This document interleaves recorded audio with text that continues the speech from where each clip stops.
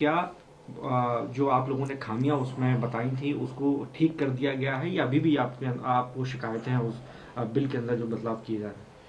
देखिए, वक्फ बिल जो है अब टेबल किया जा रहा है, ये पूरी तरीके से कानून का जो हमारे संविधान के अंदर हमें दिए हुए अधिकार हैं उनके ऊपर कुठाराघात है।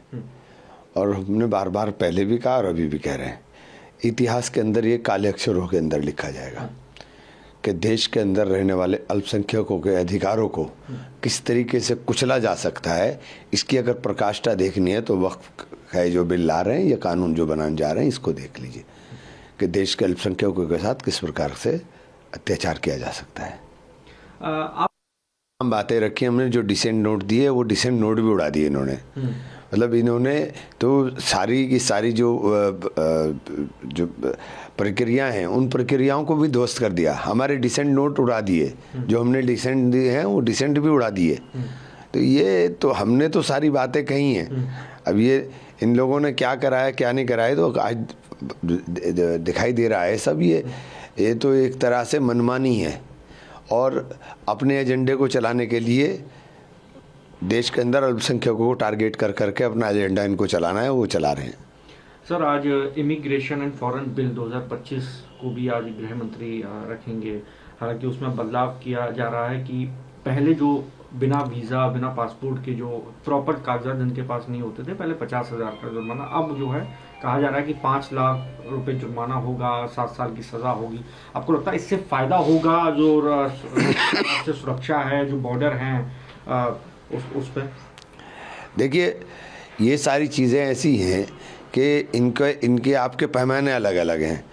अगर मुसलमान हैं तो आपके पैमाने अलग हैं और मुसलमान नहीं है तो आपके पैमाने अलग हैं। तो आपका एजेंडा सिर्फ एक ही है कि देश के अंदर धर्म के नाम पर नफ़रत फैलाओ। आप सिर्फ नफ़रत की राजनीति कर रहे हैं, नफ़रत के अलावा आपके पास कोई एजेंडा नहीं है।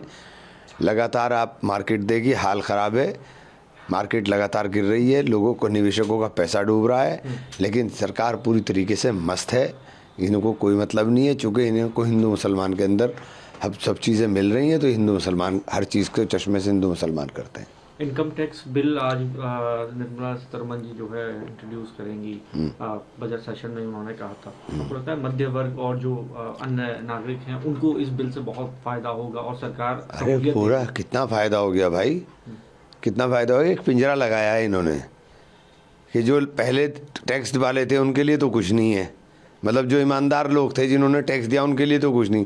हाँ, जो चोरी कर रहे थे उनके लिए एक पिंजरा लगाया कि तुम इसमें आ जाओ, तुम्हें 12 लाख रुपए तक की छूट देंगे। एक बार वो फंस गए फिर उनके ऊपर लगेगा। यही तो है, और क्या है, इसके अलावा तो कुछ नहीं है। और सर, इंडिया अलायंस को लेकर जो चीज़ें हो रही हैं, लगातार ममता बनर्जी भी ये बात कह रही हैं कि हम अकेले लड़ेंगे। फिर कभी ये बात आ जाती है इंडिया अलायंस का अस्तित्व अभी है या नहीं है। आप खुद लोकसभा से सांसद बन के आए, क्या बिहार चुनाव के अंदर और जो आगे इंडिया अलायंस का जो फ्यूचर है वो सुरक्षित है, हम ये माना जाए? देखिए, इंडिया अलायंस का फ्यूचर सुरक्षित है या नहीं है, ये सवाल जो है ये सब लोगों के साथ ही है। ये नहीं हो सकता कि आप कांग्रेस को हर जगह दबाएंगे। जो क्षेत्रीय दल हैं वो चाहते हैं कि कांग्रेस दब कर रहे। ठीक है, हम नेशनल एजेंडे के ऊपर हम अपना दिल बड़ा कर करके साथ चलने की बात करते हैं, लेकिन ये तो नहीं हो सकता कि हम अपनी पार्टी को ही ख़त्म कर लें।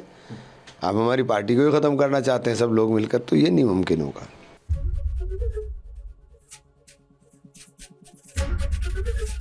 एबीपी गंगा, खबर आपकी, जुबान आपकी।